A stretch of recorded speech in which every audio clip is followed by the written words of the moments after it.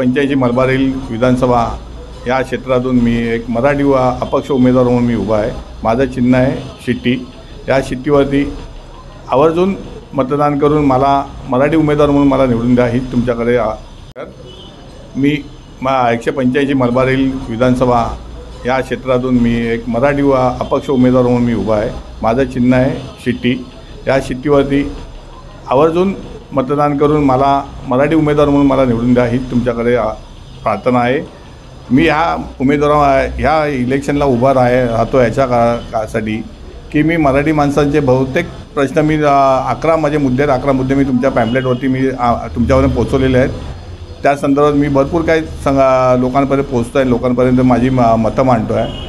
तसंच एक कालच माझ्या मराठी एकीकरण समिती महाराष्ट्र राज्य यांच्यामार्फत मी काल एक मीटिंग घेतली होती, पण त्या तिकडे मी जास्त काय बोललो नाही। ते फेसबुकवरती लाईव्ह होते, पण मला माझ्या आईची तब्येत बरी नसल्याकारणाने मला तिकडे का नीट बोलता आलं। म्हणून मी ह्या 24 दिन महाराष्ट्र या चॅनलच्या तर्फे मी तुमच्यापर्यंत पोहोचवण्याचा प्रयत्न करतो आहे। माझे सगळे जे काय असले पॉईंट आणि जे काय असले माझी मतं मी तुमच्यासमोर मांडत आहे।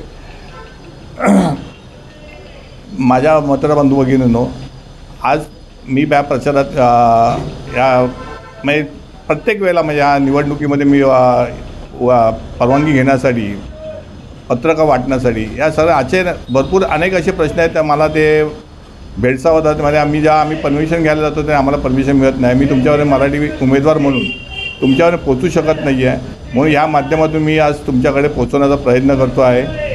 आज माझा पहिला प्रश्न म्हणजे काय, जैन लोकांना मी जैन लोकांनी आज जे मराठी लोकांवरती लादतात आहेत त्या बाबतीत आहे। आज बघा ना, आपण मराठी उमेदवार असेल तर आपण त्यांना निवडून दिलेल्याच्या आधी आज जैन लोकांना पण आपण निवडून देत आहे। मराठी लोक 1,20,000 मतदार असून देखील सुद्धा आपण 30-35,000 40,000 या जैन लोकांनी आपल्यावरती राज्य करून आपल्यावरती निर्बंध टाकतात आहेत। म्हणजे त्यांना आपण निवडून देऊनसुद्धा आज ते आपल्यावर निर्बंध टाकतात आहेत की बा तुम्ही हे खाऊ नका, तुम्ही ते खाऊ नका। आता कालच एक मला 2 व्यक्ती आले होत्या, एक पेनसे आणि एक दातार म्हणून। त्यांनाही देखील ह्या टावरमध्ये म्हणजे धुलियाच्या टावरमध्ये त्यांना नाकारण्यात आलं कारण ते मराठी म्हणून, पण ते नॉनव्हेज खात नसताना देखील तुला त्यांना डावलण्यात देत, हे चुकीची गोष्ट आहे। म्हणजे तुम्ही सरसकट मराठी लोकांनाच डावलण्यात देत आहे। तो नॉनव्हेज खातो अगर काय नाही खातो त्याच्याबद्दल काहीच नाही प्रश्न आहे, पण त्यांना मराठी लोकांना उभंच करायचं नाही आहे। आज ह्या धुलियामध्ये एक असं मला ऐकवत आलं की मुसलमानांनी 5 फ्लॅट इन्व्हेस्टमेंट केलेली आहे। म्हणजे मुसलमान चालतात, मग आपला मराठी माणूस चालू शकत नाही, याच्यावर मला आक्षेप आहेत आणि मी ह्या बाबतीत आवाज उठवल्याशिवाय राहणार नाही आहे आणि उठवत राहणार आहे। तसंच एक दुसरी गोष्टमध्ये जैन लोकांनी आपला चिरा बाजारामध्ये आपला हिंदू स्मशानभूमी आहे, त्या हिंदू स्मशानभूमी हलवून ती बाणगंगेला घेऊन चालायचं असं ठाम मानलेलं आहे।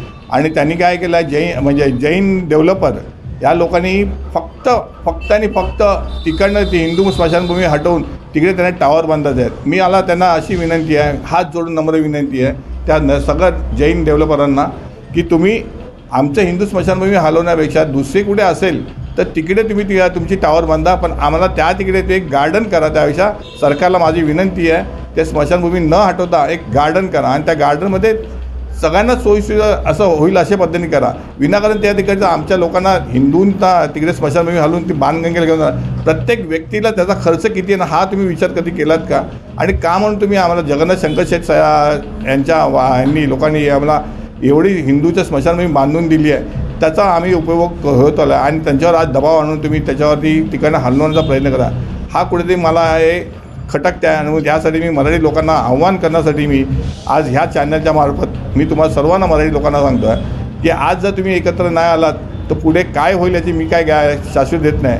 मी तुम्हाला आज सांगतो, आज 1,20,000 मतदान आपला मराठी आहे, त्यांनी जर एकजुटीने प्रमाणे मला वोटिंग केलं तर मी नक्की ह्या क्षेत्रातून निवडून येऊ शकतो। आणि त्या 30 ते 35 ते 40,000 जैन लोकांसाठी आपण का म्हणून मेंढे राहायचं? आज त्यांनी प्रत्येक वेळेला आपल्यावर दबाव आणून आपल्यावरती एक बंधनं टाकत गेले आहेत। आज म्हणजे कालची उदाहरण बघा, एक ब्राह्मणांवरती पण त्यांना जागा देण्यास नकार दिला आहे। मग हे कुठेतरी थांबवण्यासाठी तुम्ही सर्वांनी एकत्र येऊन आज मी सर्व पक्षातील सर्व मराठी बांधवांना माझी विनंती आहे, आज शिवसेना असो, BJP असो किंवा काँग्रेस असो, राष्ट्रवादी असो किंवा इतर कुठचेही पक्ष असो, त्यांना पक्षांना माझी हात जोडून नम्र विनंती आहे की कुठच्याही परिस्थितीत आज जर तुम्ही मला वोटिंग नाही केलं, मतदान नाही केलं, तर आज पुढच्या भविष्यात काय होईल याची मी काय गॅरंटी देऊ शकत नाही आहे. आणि त्यासाठी तुम्हाला माझं कळकळीची विनंती आहे, आज तुम्ही एकजूट व्हा. जसा एक द्राक्षाचा गड असा एक असतो, तो कुठचाही आपला व्यापारी एक द्राक्ष गडमध्ये एक द्राक्ष काढायला आपल्याला देत नाही.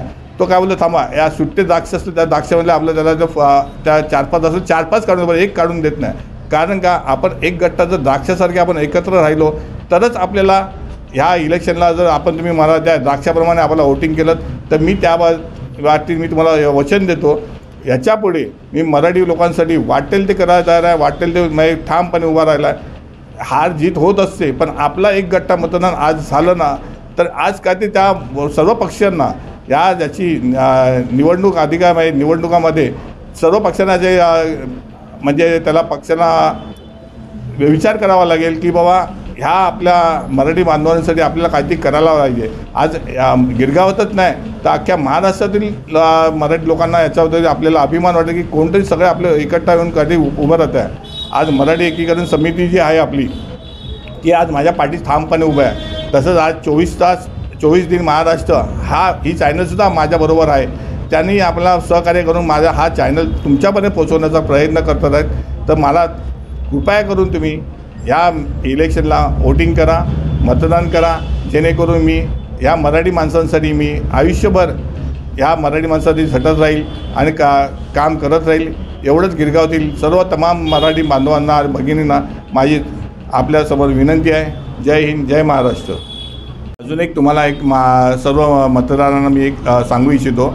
आपल्या इथे लता मंगेशकरचा प्रभुकुंज म्हणून एक आपल्या बिल्डिंग आहे. त्या बिल्डिंगच्या बाहेर जी भिंत आहे, त्या भिंतीच्या बाहेर संपूर्ण मराठी म्हणजे त्यांचे सगळे फोटोज त्यांना दाखवायचे होते, त्यांना लावायचे होते, सगळे मूर्त्या तिकडे असं दाखवणार होते. तसा हा पेपर आहे इथे, आणि हा पेपर उद्घाटन पण झालं. तसंच हजेलीमध्ये स्वरांचा कल्पवृक्ष म्हणून असा तो तिकडे उद्घाटन पण त्याचं झालं. ते पण त्यांनी उद्घाटन केलं 7/2/23ला. ह्या 23ला एवढं 2.25 करोड रुपयाचा फंड वापरून फायस झाला आहे, पण तरी अजून तिकडे काम झालं नाही.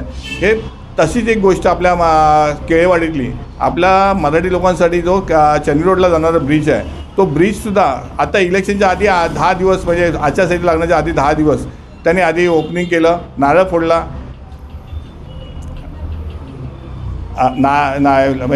यांनी लोढासाहेबांनी नारळ बिरळ फोडला आणि त्याच्यामध्ये जे विरोधक होते त्यांनाही घेऊन ते नारळ फोडला. पण तरीही देखील तिकडे अजूनसुद्धा तिकडे काम चालू नाही आहे. नारळ फोडून सगळं काय करतात आहे. तसं हा पण जो म्हणजे फंड वापरला आहे तो लोढासाहेबांनी घेतला आहे 2.25 करोडचा, असं हे. आणि ह्या पेपरवरतीच आहे. मला काय ह्या पेपरवरनं मला कळतं आहे, मला बाकी माहीत नाही. याच्यावरती पण मतदारांनी विचार करावा आणि याच्यावर कुठच्या पद्धतीने तुम्हाला वोटिंग करायचं हा तुम्ही विचार करा. 7/2/23चा हा नारळ फोडलेला हे आहे, फोटो आहे.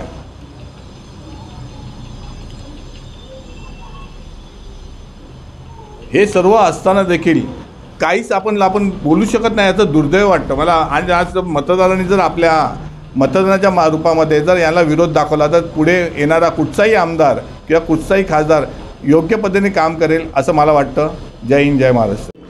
आणि त्याच पद्धतीने निवडणूक अधिकारी आणि कर्मचारी जे आहेत ते आमच्यावर अपक्षांना एवढे अडचणी येतात की आम्हाला परवानगी देण्यासाठी पण आम्हाला टाळाटाळ करून आम्हाला लांबवत जातात आहेत. मी त्यांची कंप्लेंटसुद्धा वरपर्यंत आम्ही केलेली आहे त्यांच्या निवडणूक अधिकाऱ्यांकडे वरती.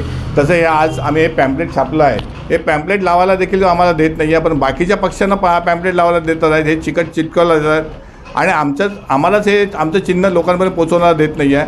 हा कुठचा कायदा आहे, एकाला एक कायदा आणि एकाला एक कायदा, हे चुकीची पद्धत आहे चालली आहे.